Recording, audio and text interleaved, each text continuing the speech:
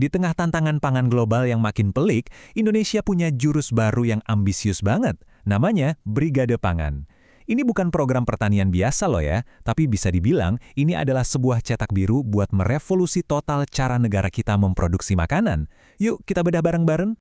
Nah, pertanyaannya kan, gimana caranya sebuah negara bisa membangun sistem pasokan pangan yang modern dan kuat, benar-benar dari nol? Brigade Pangan ini bisa dibilang jawaban ambisius dari Indonesia buat tantangan itu. Sekarang kita lihat yuk cara kerjanya gimana. Oke, biar gampang, ini peta jalannya. Pertama, kita lihat dulu misinya apa.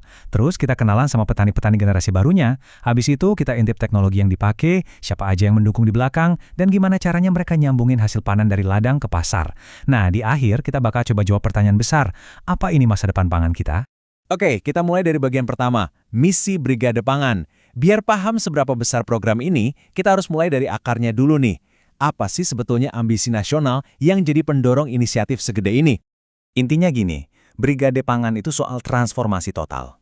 Program ini dirancang buat ngubah kelompok tani yang tadinya tradisional, jadi semacam korporasi agribisnis yang modern dan mandiri. Tujuannya tuh bukan lagi cuma nanam buat makan sehari-hari, tapi benar-benar membangun mesin ekonomi pangan buat satu negara. Biar apa? Biar swasembada. Dan pendekatannya ini komplit banget. Ada 5 pilar strategis. Pertama, lahan-lahan yang nganggur, kayak rawa atau ladang tidur itu dioptimalkan. Kedua, teknologi modern dimasukin. Ketiga, ada regenerasi, jadi petani-petani muda diajak gabung. Keempat, jumlah panen per tahunnya digandain. Nah, semua ini dijalankan dengan satu prinsip dasar. Pertanian itu harus jadi bisnis yang profesional dan tentu saja menguntungkan. Lanjut ke bagian 2, petani dan strukturnya. Ya kan, secanggih apapun strateginya, kalau orangnya nggak pas, ya nggak akan jalan. Jadi, siapa sih sebenarnya orang-orang di balik brigade ini, dan gimana mereka diorganisir biar bisa sukses? Nah, kunci regenerasinya tuh di sini nih. Program ini sengaja banget merekrut yang namanya petani milenial, yang pastinya udah melek teknologi. Terus kelompok tani yang tadinya informal, sekarang diubah jadi badan usaha resmi, lengkap dengan kontrak pengelolaan lahan jangka panjang. Ini lompatan besar loh, dari petani yang cuma cukup buat makan, jadi pengusaha agribisnis modern. Terus kenapa angka 15 ini penting? Nah, ini adalah jumlah maksimal anggota dalam satu brigade. Dan keputusan ini strategis banget. Kenapa? Karena tim yang kecil dan ramping itu artinya pengambilan keputusannya bisa cepat, profesionalismenya tinggi, dan fokusnya tajam. Ini kebalikannya banget dari model kelompok tani besar yang biasanya lambat dan kurang efisien. Oke, bagian 3, modernisasi lahan. Nah, kalau timnya udah oke, sekarang saatnya kita kasih mereka senjata. Gimana sih teknologi dan teknik modern ini mengubah total cara kerja mereka di lapangan? Lompatan produktivitasnya itu luar biasa. Diukurnya pakai yang namanya Indeks Pertanian atau IP.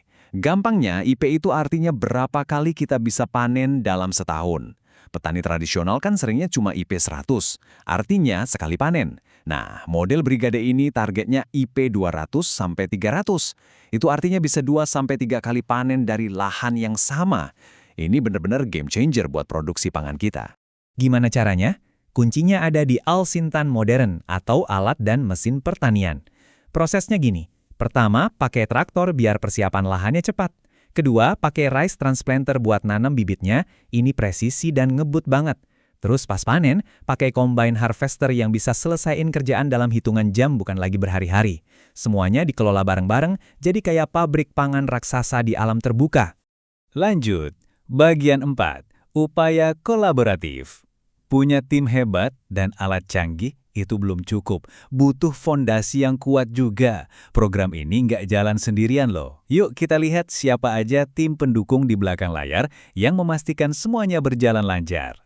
Kunci suksesnya itu ada di kolaborasi lintas sektor yang solid banget. Ada TNI yang mendampingi di lapangan biar disiplin, ada akademisi yang bawa ilmu dan inovasi terbaru, terus perbankan buka keran modal, dan pemerintah kasih subsidi alat dan bahan. Jadi, ini bukan sekedar bantuan biasa, tapi sebuah ekosistem lengkap yang dirancang buat ngilangin semua hambatan yang biasanya bikin petani pusing. Sekarang, bagian kelima, dari ladang ke pasar. Nah, ini masalah klasik di pertanian. Panen banyak, tapi nggak ada yang beli, kan percuma. Terus, gimana Brigade Pangan ini ngatasin masalah itu? Gimana caranya mereka memastikan hasil panennya laku terjual? Nah, ini dia poin paling krusialnya. Tugas brigade itu nggak berhenti pas panen selesai. Mereka ini jadi integrator dari A sampai Z. Mereka ngontrol semuanya. Dari hulu, waktu benih masih ditanam, sampai ke hilir pas produknya udah kejual di pasar. Artinya apa? Artinya mereka proaktif bikin jaringan pasar sendiri. Dengan nguasain seluruh jalur distribusi, mereka nggak lagi pasrah sama tengkulak. Tujuannya jelas banget, pangkas jalur yang nggak efisien, pastikan semua hasil panen laku, dan yang paling penting, bangun bisnis pertanian yang bisa untung dan jalan terus. Oke, kita sampai di bagian terakhir, masa depan pangan. Setelah kita lihat semua kepingan puzzle-nya, orangnya, teknologinya, model bisnisnya, sekarang pertanyaannya, apa sih dampak besar yang diharapkan dari semua ini? Pada akhirnya, semua yang udah kita bahas tadi, petani milenial, teknologi canggih, dukungan dari banyak pihak, sampai model bisnis dari hulu ke hilir, itu semua muaranya cuma satu, yaitu peningkatan produktivitas yang masif. Tujuannya, buat mencapai ketahanan pangan dan swasembada pangan nasional yang lebih kuat. Nah, ini ninggalin kita dengan satu pertanyaan besar buat direnungkan. Kalau kita gabungkan regenerasi sumber daya manusia, teknologi, dan model bisnis yang solid kayak gini, mungkinkah Brigade Pangan ini bukan cuma jadi solusi buat Indonesia aja, tapi juga bisa jadi cetak biru untuk memberi makan dunia di masa depan? Gimana menurut Anda?